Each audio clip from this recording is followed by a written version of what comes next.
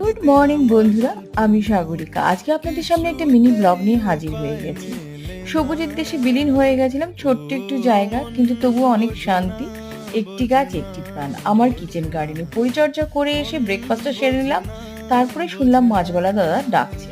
বাইরে বেরিয়ে দেখি নদীর টাটকা আর মাছ নিয়ে এসে সেটাই কাটিয়ে নিলাম। আর গাছে প্রচুর পেঁপে হয়েছে, পেরে নিচ্ছি বন্ধুরা। তারপরে বলুন তো কি, নিজের কিচেন গার্ডেনই হোক, ব্যালকনিই হোক, আর ঘরের আনাচে কানাচেই হোক, আর ছাদ বাগানই হোক, নিজের হাতে সবজি লাগানোর মজা কিন্তু আলাদা, সেটা খাওয়ার মজাও আলাদা। তারপরে একটা টোপলা দেখতে পেলেন, সেটা দার্জিলিং এ ফ্রেশ কমলা লেবু। বাবার বাড়ির থেকে চলে এসেছিল শ্বশুর বাড়িতে, আর বাবার বাড়ি শ্বশুর বাড়ি হলে তো এটাই একটা সুবিধা। তারপরে দেখুন টাটকা টাটকা গাছের লাউ দিয়ে, শোল মাছের মাথা দিয়ে, বেগুন ভাজা, মুসুরির ডাল, আর রয়েছে চিকেন কষা। আর এই লাঞ্চ থালিটা আমার শ্বশুর মশাইয়ের জন্য। ভিডিওটি ভালো লাগলে অবশ্যই লাইক, শেয়ার, সাবস্ক্রাইব করতে কিন্তু ভুলবেন না।